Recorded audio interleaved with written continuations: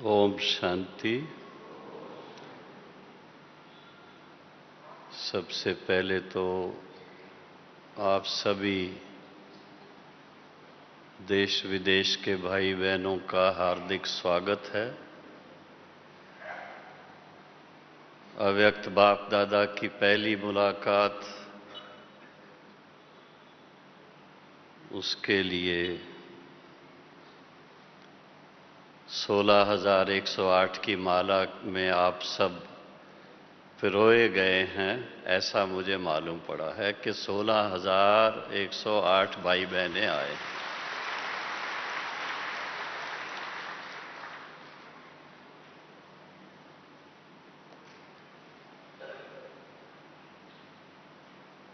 भारत के भी कोने कोने से, नेपाल से भी, तथा 100 के करीब विदेशों से भी यहाँ इस समय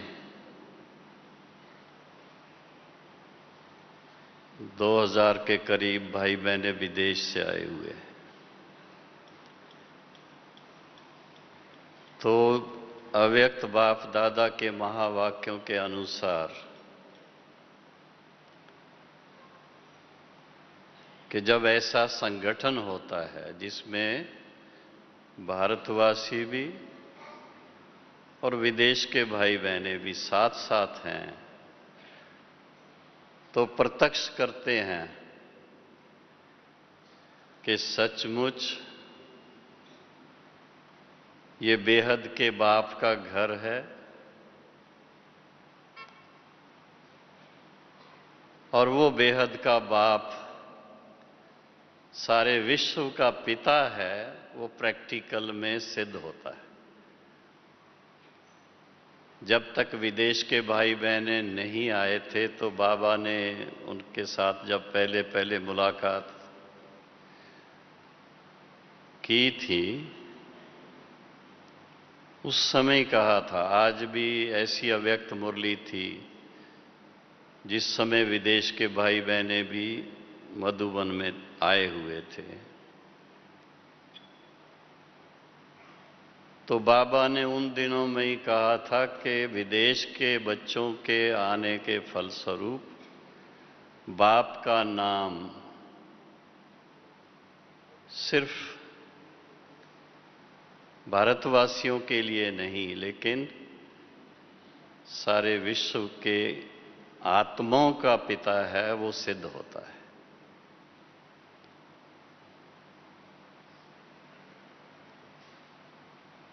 और मैंने देखा है कि जो भी बाबा के बच्चे बनते हैं, एक बार जिन्होंने बाबा को पहचान लिया, सन्मुख सुन लिया, आजकल तो देखो साधन भी ऐसे हैं, मुरली मधुबन में चलती है, टीवी के द्वारा सब जगह सुनते हैं। आज करुणा भाई बता रहे थे, आज सारा दिन रात के 11 बजे तक पीस ऑफ माइंड टेलीविजन पर देश विदेश में भाई बहनें जो मधुबन में एक्टिविटीज चलेंगी वो सब उनके सामने प्रत्यक्ष होंगी, उसका लाभ उन तक पहुंचता रहेगा।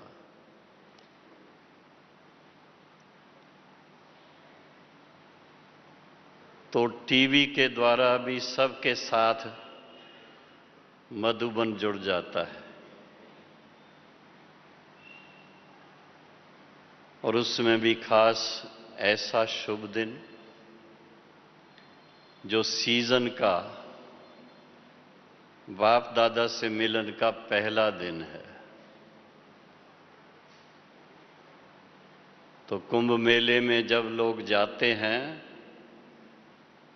वहाँ कई महत्वपूर्ण दिन होते हैं जो डुबकी लगाने के। उसमें पहला जो दिन होता है उसका बहुत महत्व होता है। और उसमें आप सब पधारे हैं, इसलिए आपको मुबारक है।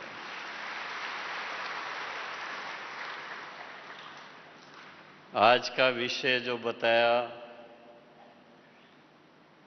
कि हम यज्ञ के आधार स्तंभ कैसे बने, तो मैं देख रहा हूं कि ये जो डायमंड हॉल है, इसमें कोई स्तंभ नहीं है। आप देख रहे हैं, पीछे तक बिल्कुल खुला है, लेकिन ट्रसेस ऐसी डिजाइन की हुई हैं, वो सारा वजन ले लेती हैं। तो मेरा सोचना कुछ इस तरह का है कि हमारे जो आदि रतन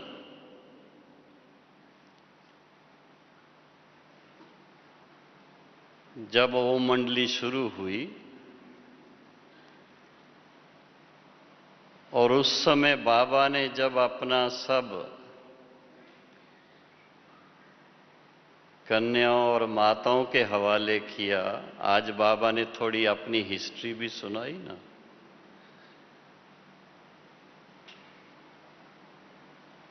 तो तब से लेकर के जो हमारी दादियां थोड़ी सी बची हैं अभी तो साकार में, लेकिन अव्यक्त रूप से अभी पालना कर रही हैं। तो और उसके बाद जो भारत की पहले पहले हमारी सेवा के निमित्त बनने वाली बहनें, जिसमें हमारी आदरणीय चंडीगढ़ की अचल दीदी शुरू से बाबा के दिल तख्त नशीन हुई और तब से निमित्त बन गई। उनके साथ में और भी बहनें, प्रेम बहन है, राज बहन है जलंधर की, दूसरी बहनें भी हैं। तो उन्होंने अपनी जीवन को बाबा के सेवा में ऐसा लगाया, और जो आदि रतन दादियां, चंद्रमणि दादी उस समय पंजाब में थी, प्रकाशमणि दादी, दीदी मनमोहिनी, ऑलराउंडर दादी दिल्ली में थी, गुलजार दादी जी, पुष्प शांता दादी बॉम्बे में थी। बाबा डिटैच होकर के रहे पूरे, लेकिन माताओं को और बहनों को बाबा ने आगे रखा। क्यों? उसका कारण था। आज भी कहते हैं,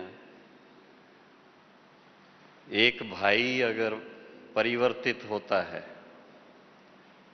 तो एक होता है, एक बहन में परिवर्तन आ जाता है तो सारा परिवार, सारा समाज, उसमें परिवर्तन आ जाता है। तो इस यज्ञ का शुरुआत का जो इतिहास है, बाबा ने माताओं बहनों के ऊपर विश्व परिवर्तन की जिम्मेदारी रखी। तो मैं तो पहले पहले उनको ही विश्व परिवर्तन का आधार स्तंभ मानता हूं।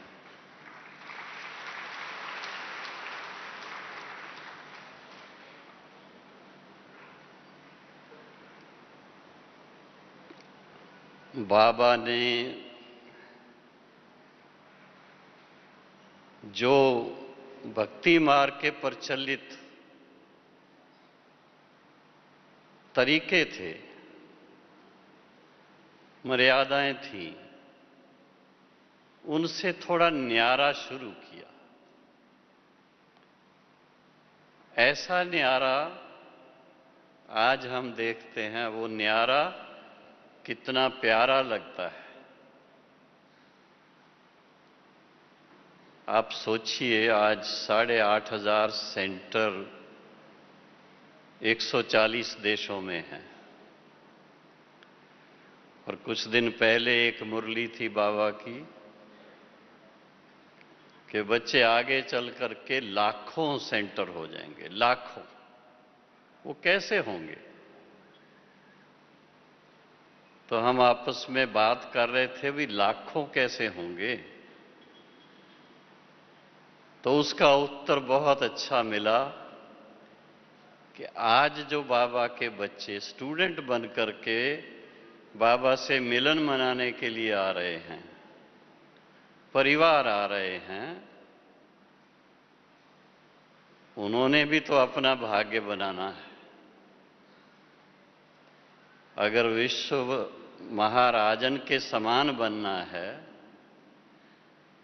तो उनको भी तो प्रजा बनानी होगी। उनको भी तो बाप के कदमों पर कदम रख करके बाप समान बनने का पुरुषार्थ करना होगा। तब तो वो इस योग्य बनेंगे कि वो 16,108 की माला में आ सकें, नहीं तो और कोई आधार नहीं है।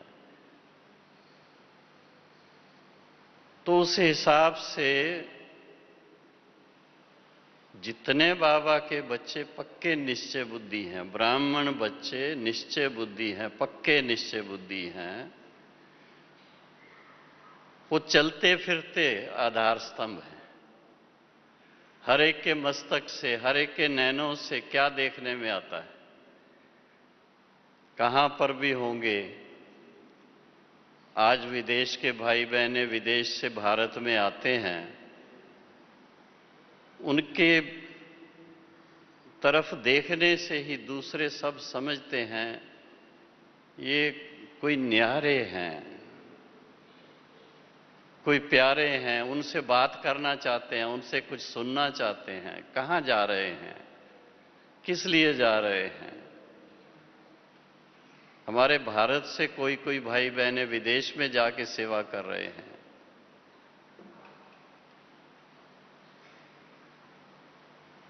तो बाबा ने जो कहा था कि लाखों सेवा केंद्र बन जाएंगे, उसका आधार क्या हुआ? जब हर एक बाबा का बच्चा अपनी ये जिम्मेदारी समझेगा कि विश्व परिवर्तन में भारत को फिर से देवभूमि बनाने में, स्वर्ग बनाने में मुझे भी बाबा का राइट हैंड बनना है। ठीक है,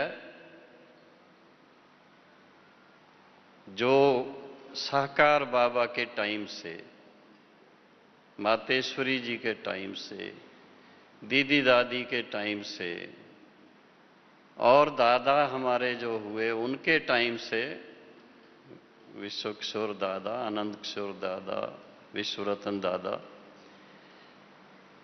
बहुत अच्छे अच्छे एग्जाम्पल। उनके समय से जिन्होंने पालना ली हुई है, आज हमारे चंडीगढ़ के अमीरचंद भाई यहां पहुंचे हैं, उन्होंने भी वो पालना ली हुई है। आत्म प्रकाश भाई यहां प्रिंटिंग प्रेस के पूरा संभाल करते हैं,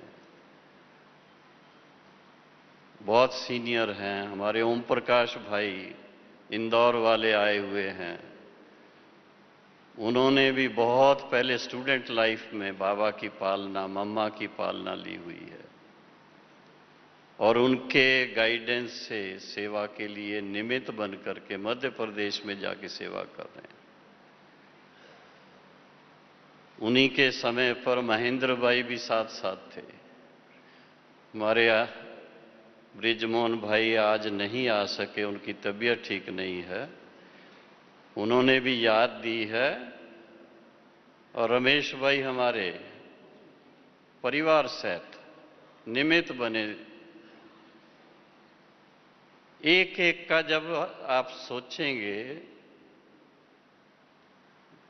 तो यज्ञ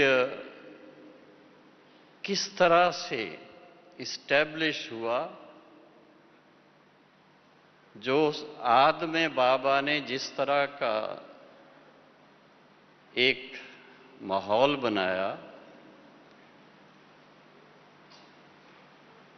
कि ये यज्ञ जो है ये दुनिया से कैसे न्यारा है। वो यज्ञ टेम्परेरी होते हैं, थोड़ा टाइम चल करके पूरा हो जाता है, लेकिन ये अनादि अविनाशी यज्ञ है जिसमें पुरानी दुनिया की पूरी आहुति पड़नी है। और इस यज्ञ की योग ज्वाला से सतयुगी दुनिया फिर से स्थापन होनी है। बहुत दूर की सोच है ये, बड़ी लंबी सोच। और ऐसी सोच देने वाला कौन? ऐसी सोच देने वाला वो दिव्य दृष्टिदाता, दिव्य चक्षु विदाता, स्वयं परमपिता परमात्मा शिव। उन्होंने साकार बाबा को जब ऐसी दिव्य दृष्टि दी तो साकार बाबा निमित्त बने।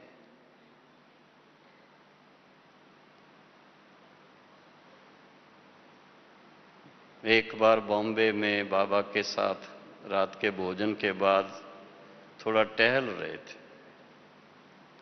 बाबा अचानक खड़े हो गए, दृष्टि देने लगे। पूछते हैं, बच्चे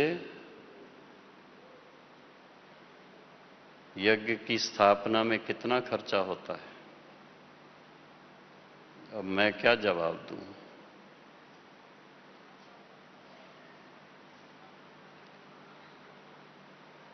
बाबा दृष्टि देते देते फिर बाबा ने बताया कैसे साकार बाबा पहले निमित्त बना। अपने पार्टनर को टेलीग्राम जब की थी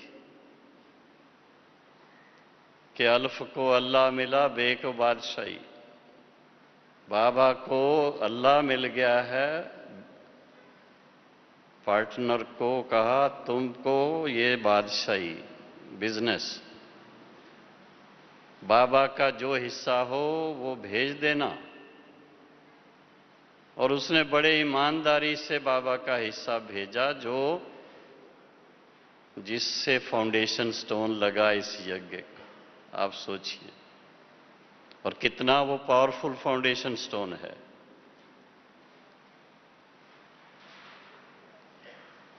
उन दिनों में तो लाखों की बात थी।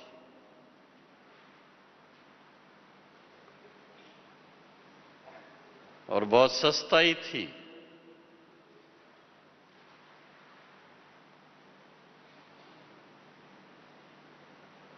तो बाबा स्वयं निमित्त बने एग्जाम्पल के रूप में। सबसे पावरफुल आधार स्तंभ तो ब्रह्मा बाबा है। उनको देख करके जो परिवारों के परिवार आए, उसमें जो निमित्त बने वो भी आधार स्तंभ बन गए। और फिर भारत में जब सेवा शुरू हुई 1952 के बाद, तब से लेकर के भारत में भी भिन्न भिन्न स्थानों पर, दिल्ली से लेकर के हमारे जगदीश भाई जी, बृजमोहन जी का परिवार, और भी बहुत अच्छे अच्छे परिवार जो निमित्त बने, तो वो भी आधार स्तंभ बन गए। कानपुर के बाबूजी थे, माताजी थे, वो भी निमित्त बने, वो भी आधार स्तंभ बन गए। मैं तो हर बात को अब बहुत डिटेल में फिर सोचता हूं कि फाउंडेशन में हर स्थान पर कोई ना कोई बाबा के ऐसे बच्चे वो निमित्त बनते गए, जिसमें कि उन्होंने अपना भी भाग्य बनाया और उनको देख करके कल पहले वाली वो आत्माएं जिन्होंने बाबा से अपना वर्षा लिया, वो इमर्ज होते गए हैं और आज दिन तक हो रहे। आप में भी कई भाई बहनें होंगे जो थोड़े टाइम से ज्ञान में आए हैं। हाँ, पहली बार आने वाले जरा हाथ खड़ा करें। बाबा से मिलन मनाने बहुत सारे हैं, देखिए।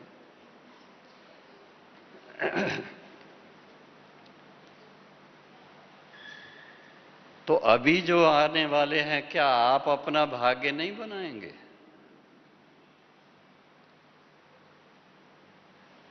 आप आधार स्तंभ नहीं बनेंगे? हाँ, हाथ हिलाइए, बनेंगे या नहीं बनेंगे? बनेंगे।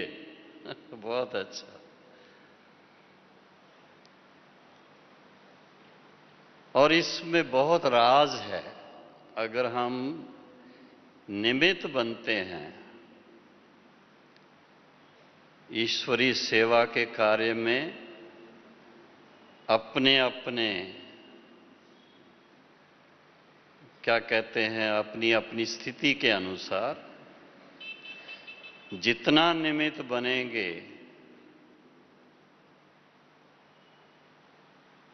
उतना वर्तमान में ही पहले तो अति इंद्रिय सुख बहुत महसूस होता है। भविष्य तो भविष्य है ही है। वो तो बाबा ने पहले से ही डे 1 से, जिस दिन आपने शुरू किया उसी दिन ही वरदान दे दिया, सतयुगी दैवी स्वराज आपका ईश्वरी जन्म सिद्ध अधिकार है। वो तो पहले दिन से ही कह दिया।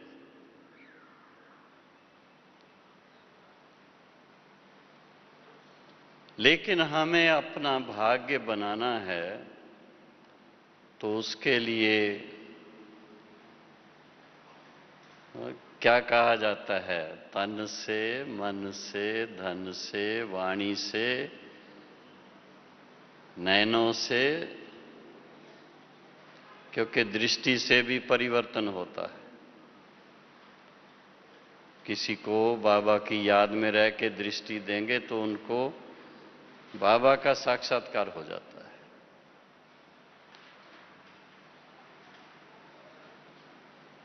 तन से तो 21 जन्म के लिए तंदुरुस्त तन मिलता है। मन से करते हैं तो ऐसा सुंदर मन, निर्मल मन, जिसमें कोई नेगेटिविटी नहीं, वही सतयुग के योग्य बनाता है। और धन से सेवा करते हैं तो धन धान्य संपन्न बन जाते हैं।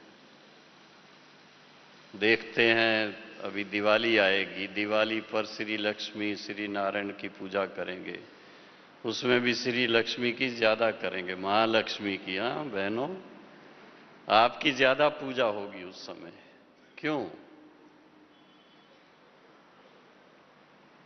क्योंकि इस यज्ञ के अंदर शुरू से लेकर के माताओं बहनों का पार्ट बहुत है। निमित्त बनती हैं। कहीं पर भी सेवा केंद्र शुरू होता तो बाबा कहते थे वहां माताएं जरूर होनी चाहिए। और माताओं के साथ साथ फिर बाबा और किसको याद करता होगा? जो बाबा के समान व्यापारी, कि जिनको कदर होगी इस ज्ञान की। एक बार उनके थोड़ा समझ में आ जाएगी बात, तो उनके दिल में होगा, जैसे व्यापार में व्यापार को बढ़ाते हैं, तो ये सेवा को भी आगे बढ़ाओ। इस तरह से बाबा की ये क्या कहें, रंगत कहो, बाबा का यज्ञ कहो, जो भी कहो, ये दुनिया से बिल्कुल न्यारा है। और उसमें बाबा ने बहुत अच्छा कंसेप्ट दिया हुआ है। हमारा जो डिवाइन कॉन्स्टिट्यूशन है, उसमें ब्रह्मा कुमारीज ईश्वरी विश्वविद्यालय का वर्णन क्या है कि ये क्या है। ये डिवाइन फैमिली इंस्टीट्यूशन है।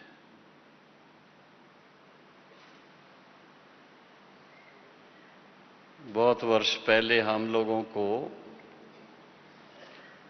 गवर्नमेंट की तरफ से एक लेटर आया कि आपका इंस्टीट्यूशन को रजिस्टर कराना जरूरी है। तो हमारे रमेश भाई और इनके साथ वकील साहब, हमारे संतराम भाई थे, त्रिलोक चंद कानपुर के, उन्होंने जो कॉन्स्टिट्यूशन जगदीश भाई ने बनाया हुआ था वो साथ लेकर के डेप्टी रजिस्ट्रार के ऑफिस में गए जोधपुर में, और उनको वो कॉन्स्टिट्यूशन दिया पढ़ने को। वो पढ़ा उन्होंने। पढ़ने के बाद उनकी जजमेंट हमें मिली हुई है कि ये डिवाइन फैमिली इंस्टीट्यूशन है। फैमिली का यहां रजिस्ट्रेशन नहीं होता है।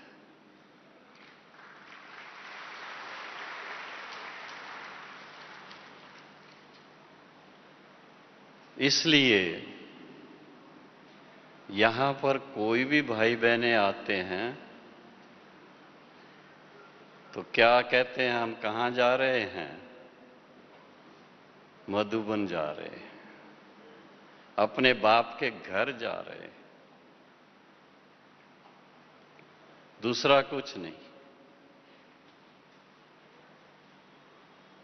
और यहां आने से व्यवस्था बाकायदा, जैसा समय रहा वैसी व्यवस्था, बड़े आराम से रहने की। यज्ञ की 2 रोटी जरूर मिलेगी, चाय का गिलास जरूर मिलेगा, जिनको दूध की जरूरत है सोने से पहले उनको वो भी मिलेगा। लौकिक दुनिया की तरह नहीं है, इसका इतना रुपया होना चाहिए, इसका इतना रुपया होना चाहिए, इसका इतना रुपया, नो, नहीं। क्योंकि बाबा का सोचना बहुत लंबा, कि कोई भी बच्चा यज्ञ में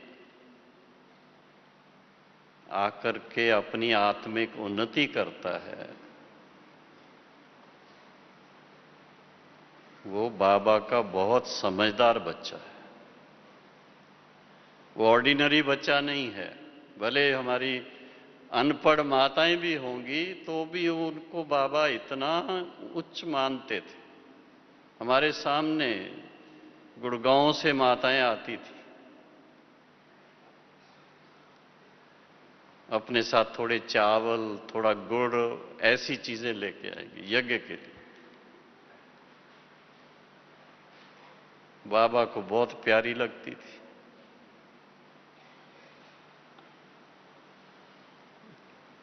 क्यों?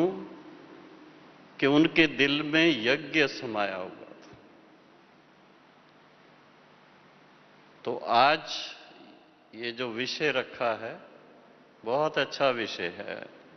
थोड़े दिन पहले हमारे विदेश के भाई बहनों की खास रिट्रीट इसके ऊपर थी, लिविंग यज्ञ। ये चैतन्य यज्ञ है, वो नहीं कि बस अग्नि जलाई और उसमें स्वाहा स्वाहा कर दिया और यज्ञ पूरा हो गया, ऐसा नहीं है।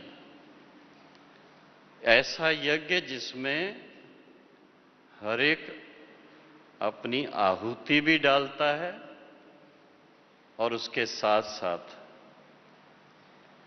अपने आप को पावन भी बनाता है। ब्राह्मणों के हाथ का बना हुआ भोजन पवित्र ब्राह्मणों का, दुनियावी ब्राह्मणों का नहीं। ऐसे बाबा के बच्चे जो बाबा की याद में भोजन बनाते हैं, याद में रोटी बनाते हैं, उनके हाथों से बना हुआ भोजन हृदय को शुद्ध करता है। वो भोजन जो भी खाएगा उसका मन सहज बाबा से लगेगा। नहीं तो वैसे कहते रहेंगे मेरा योग नहीं लगता। लेकिन बाबा कहते थे नहीं, बाबा के पास आओ, यहां रहो आके। क्या राज था उसमें? यही राज था कि ये योगियों के हाथ का बना हुआ भोजन करेंगे तो उससे इनको मदद मिलेगी।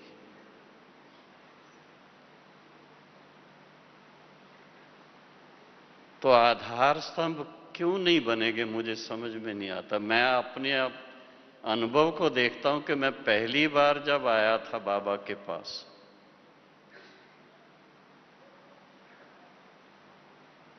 पचपन साल पहले की बात है, 1959 की बात है। बाबा से बस दृष्टि मिली और उस समय जो मुझे अनुभव हुआ बाबा का, उसी समय उनके ऊपर निछावर हो गया मैं।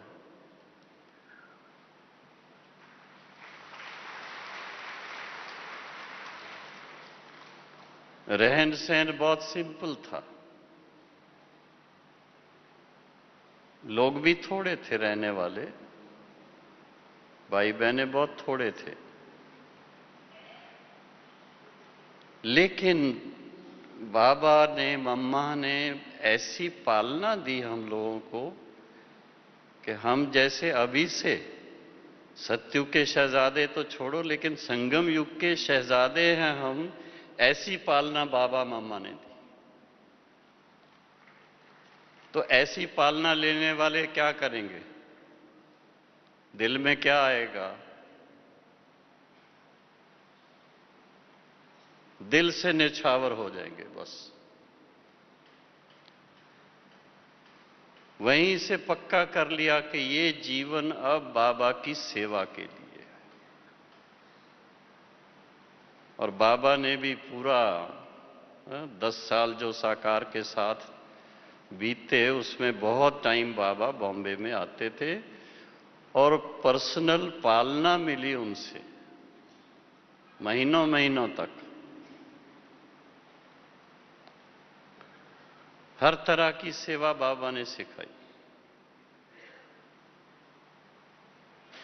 किस लिए सिखाई थी? क्योंकि बाबा को इस यज्ञ का भविष्य सामने सदा नजर आता था।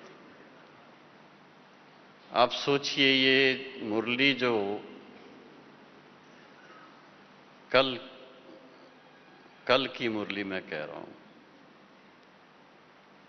66 की 67 की मुरली, उस समय बाबा को ये ऐसा आभास आता था कि इतने लाखों सेंटर हो जाएंगे। क्यों? क्योंकि शिव बाबा सारे विश्व की आत्माओं का पिता है। और ये पुरुषोत्तम संगम युग बार बार तो आएगा नहीं। अभी इस पुरुषोत्तम संगम युग पर हर आत्मा तक बाप का संदेश पहुंचना जरूरी है।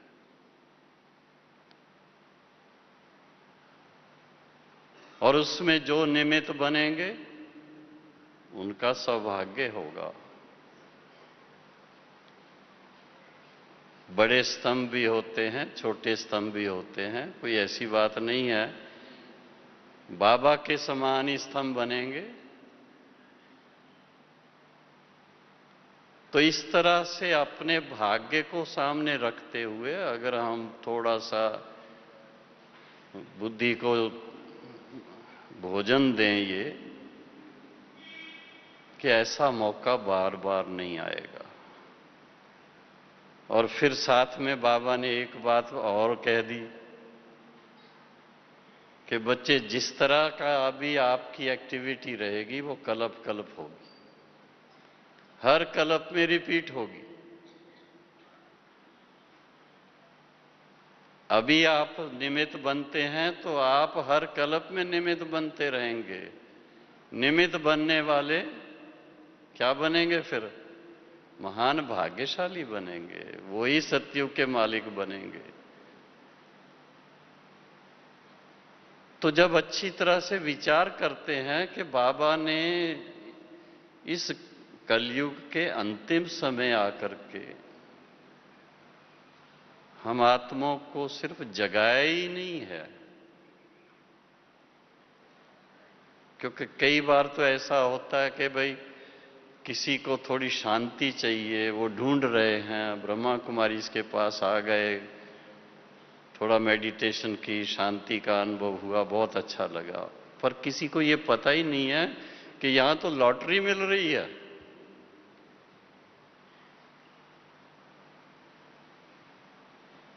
वो आजकल एक टीवी पर नहीं प्रोग्राम आता है, कौन बनेगा करोड़पति, आता है ना। सब तो नहीं बनते हैं, वहां तो सब नहीं बनते हैं, लेकिन बाबा के पास आने वाले सब करोड़पति बनते हैं, अरबपति बनते हैं।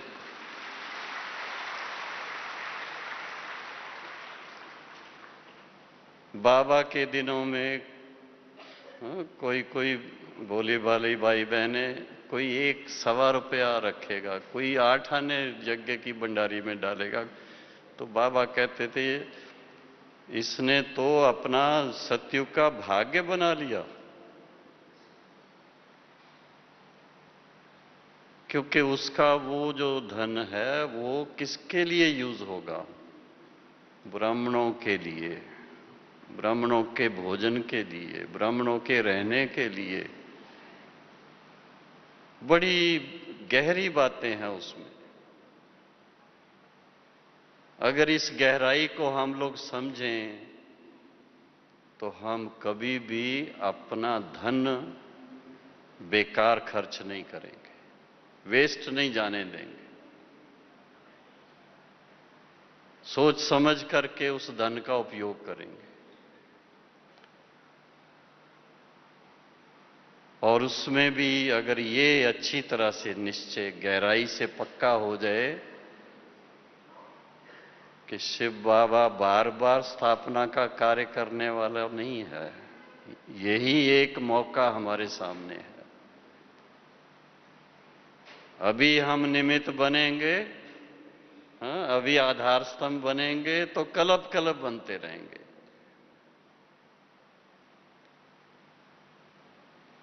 इसलिए आज का विषय मेरे पहले समझ में नहीं आता था कि मैं क्या सुनाऊंगा, पर अभी आपके सामने बैठा हूं तो जैसे बाबा खुद ही कहलवा रहा है कि इनको ही, और बाकी तो छोड़ो, जो सामने बैठे इनको पक्का करो कि आप ही आधार स्तंभ हैं।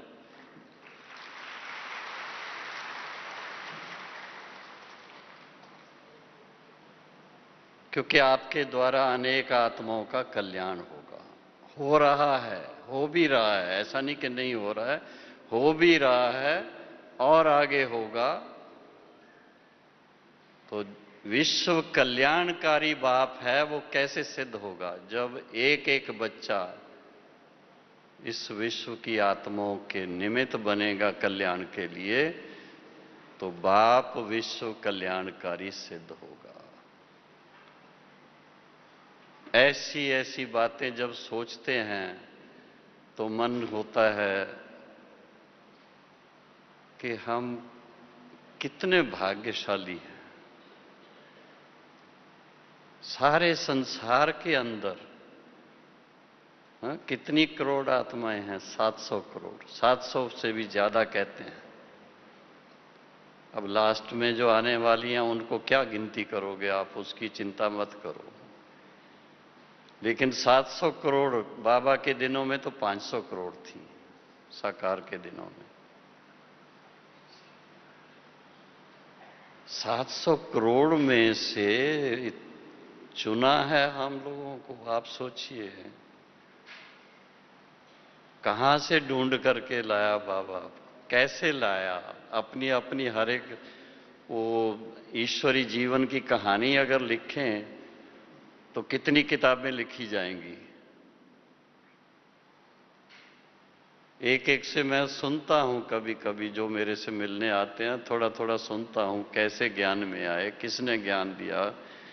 बड़ा मजा आता है सुन करके, बड़ी खुशी होती है। और एक की कहानी दूसरे से नहीं मिलती है।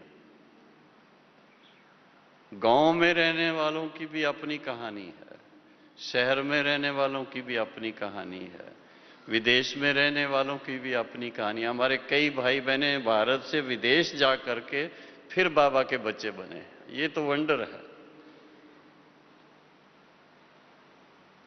और बाबा के बच्चे बनने के बाद वहां निमित्त बन गए हैं सेवा केंद्र खोलने के लिए।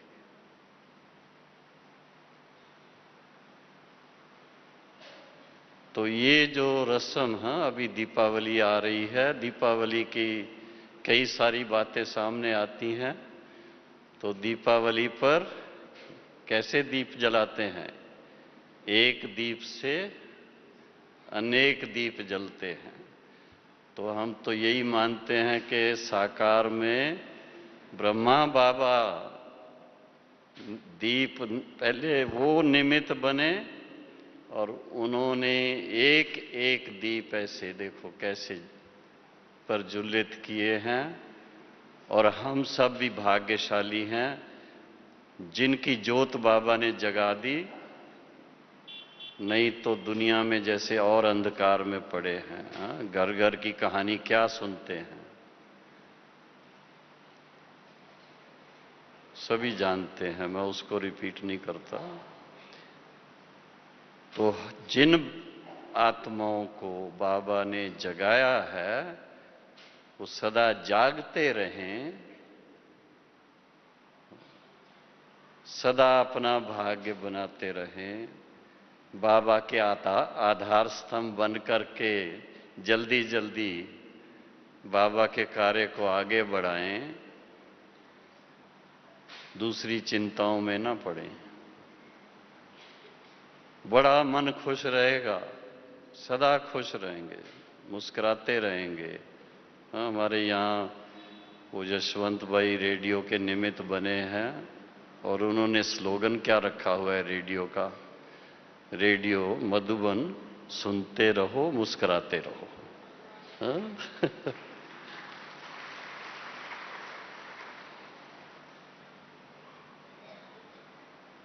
मुस्कुरान किसके चेहरे पे देखते हो सबसे ज्यादा? हाँ? देखते हो किसी के चेहरे पर?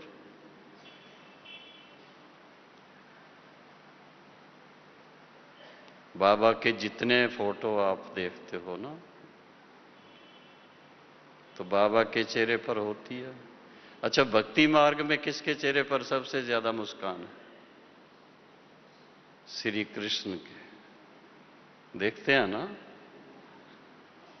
श्री लक्ष्मी नारायण से भी ज्यादा मुस्कान श्री कृष्ण के है। क्यों? बाबा कहते थे छोटे बच्चे जो है ना, तो बच्चों के मन में तेरे मेरे की बातें नहीं होती, इनोसेंट होते हैं बिल्कुल। और अभी बाबा के सभी बच्चे बुद्धिजीवी और इनोसेंट दोनों हों। ज्ञान पूरा लिया है तो बुद्धिजीवी बन गए, आपके जैसा बुद्धिजीवी दुनिया में कोई नहीं है। और साथ साथ में बाबा की श्रीमत पर चल करके पांचों विकारों पर विजयी हो गए, ये कोई छोटी बात नहीं है। ऐसे विजयी रत्न बन गए तो उसकी खुशी सदा रहेगी, मुस्कुराते रहेंगे। इसलिए कहीं पर भी आप जाएंगे तो आपको दूर से पहचान लेंगे, भले आपका बैज दिखे या ना दिखे, आपके नैनों से ही पहचान लेंगे आप ब्रह्मा कुमारी हैं, आप ब्रह्मा कुमार हैं, ऐसे करके। और फिर पूछना शुरू कर देंगे वहां क्या होता है, ब्रह्मा कुमारी क्या करते हैं, तो आपको ऑटोमेटिकली सेवा का चांस मिल जाता है।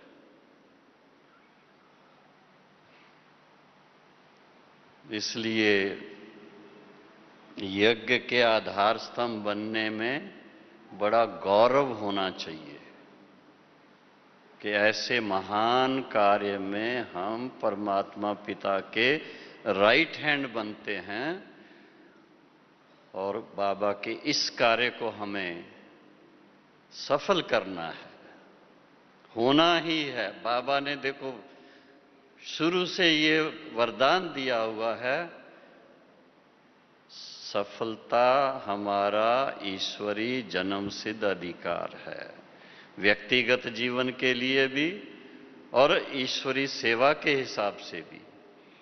और उस सेवा में भी बेहद की सेवा जब देखते हैं कि सतयुगी दैवी स्वराज इस धरा पर लाना है, उसमें हम जरूर जरूर सफल होंगे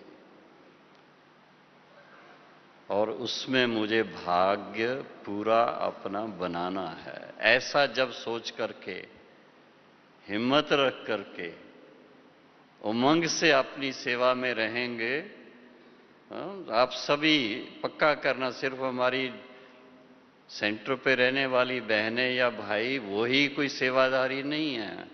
बाबा का हर बच्चा चाहे जहां पर भी है, लौकिक घर में भी है, लौकिक जॉब में भी है, नौकरी में भी है।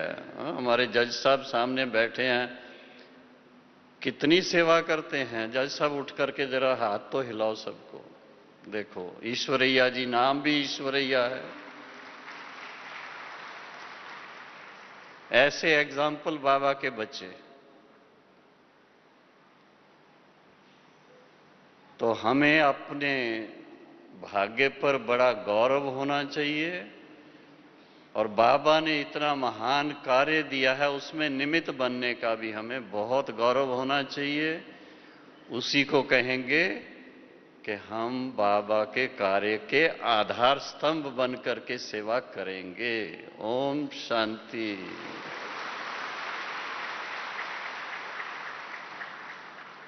अभी 10 मिनट क्या करेंगे, थोड़ा सीधा बैठें, चलें बाबा के पास। बाबा शाम को तो हमारे पास आएंगे, अभी हम उनके पास चलते हैं। बहुत खुशी खुशी मन ही मन में बाबा के वतन में चले।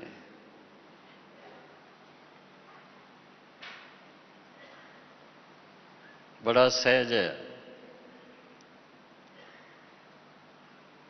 बाबा तो कहता, दिल से इतना ही आपने संकल्प किया, मेरा बाबा, तो वतन में पहुंच गए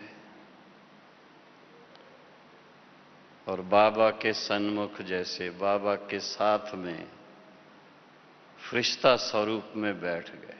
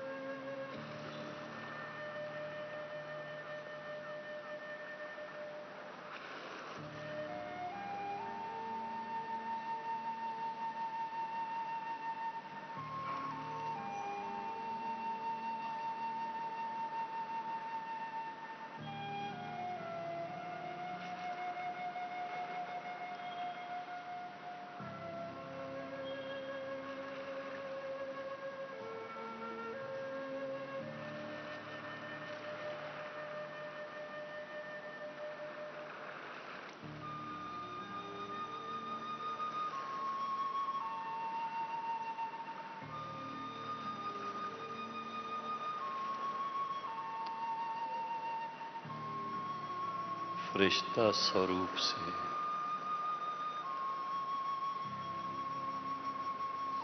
अब अपने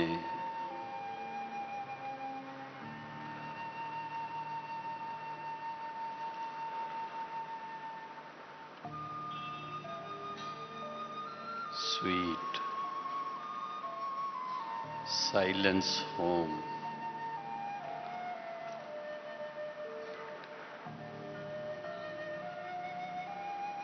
परम धाम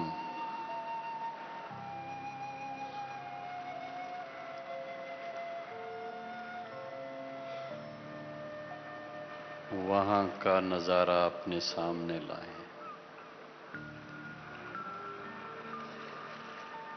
शिव बाबा, ब्रह्मा बाबा, मीठी मम्मा, सभी के आत्माओं के साथ मैं आत्मा भी स्वयं को परम धाम में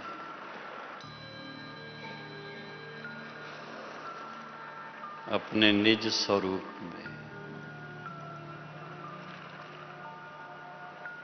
ज्योति स्वरूप में उस ज्योति की दुनिया में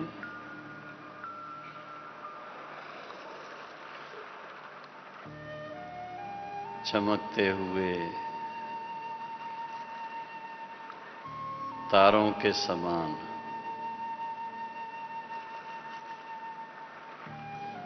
अन्य सर्वश्रेष्ठ आत्माओं के संग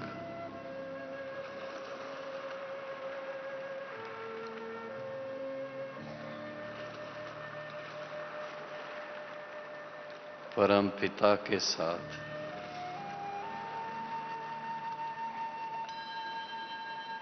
परम शिक्षक के साथ परम सतगुरु के साथ परम धाम निवासी बन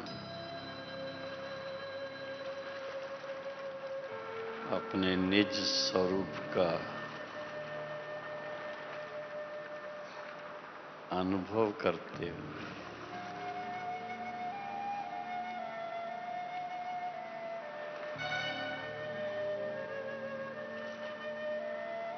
अपने शांत स्वरूप में प्रेम स्वरूप में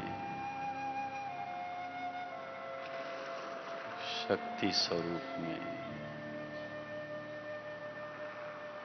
आनंद स्वरूप में स्थित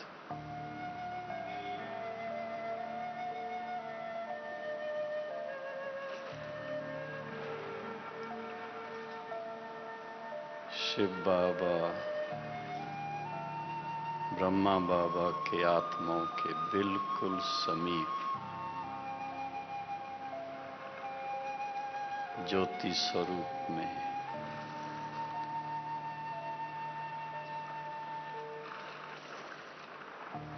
स्वरूप भी ज्योति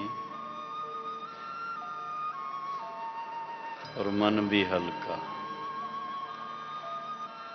एकदम समीप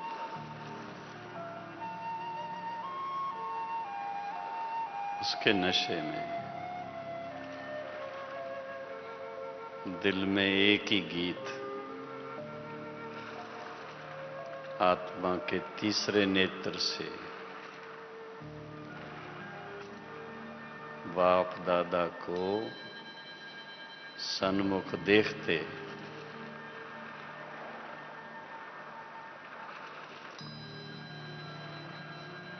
एक तरफ कहें बाबा तेरा शुक्रिया, दूसरी तरफ कहें पाना था सो पा लिया।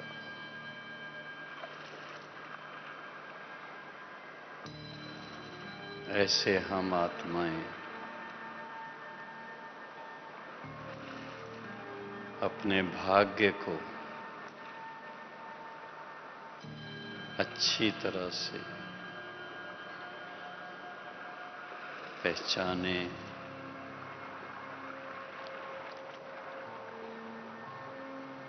और उस पहचान के आधार से अतीन्द्रिय सुख का अनुभव करें, जिसको ऋषि मुनि खोजते रहे, तपस्वी उसको पाने के लिए तपस्या में लीन रहे। हमें बाबा इतना सहज, सरल,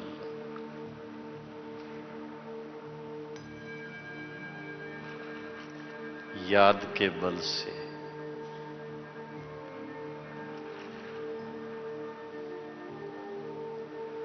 ज्ञान के बल से अपना बनाकर अपने साथ अपने परम धाम में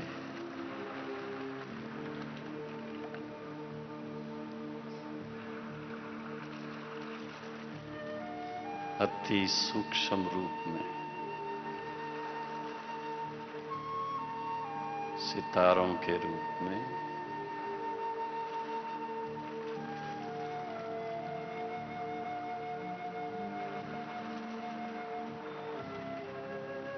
शक्तिशाली बना रहा है।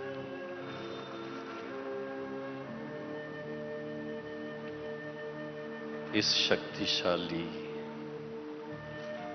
स्थिति में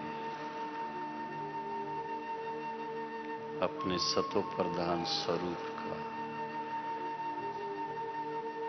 अनुभव होता है।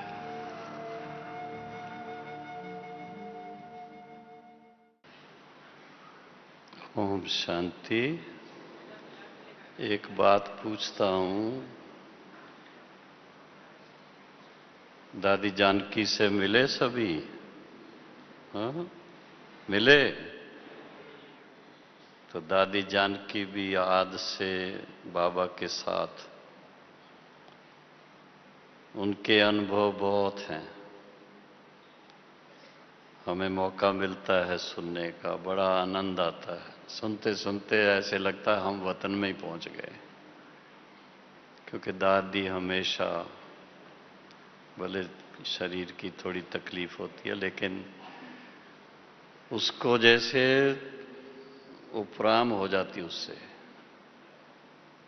इतना उनके अंदर योग की शक्ति है, बाबा के प्यार की शक्ति है, और उसके साथ साथ यज्ञ के निमित्त, सारे विश्व की आत्माओं के निमित्त आज हमारे सामने, सबकी पालना के निमित्त। तो बड़ा मन खुश होता है कि देखो हम सब के लिए बाबा ने कैसे दादियों को हमारे सामने निमित्त रखा है। दादी रत्नमोहिनी तो मुरली सुनाती हैं, रोज रिफ्रेश करती हैं ना। तो एक एक बड़े, जो भी बड़ों को देखो तो एक एक, क्या कहते हैं, एक एक बढ़ करके है, और छोटे जो हैं उनको क्या कहेंगे? बड़े तो बड़े, छोटे सुभान अल्लाह। ओम शांति।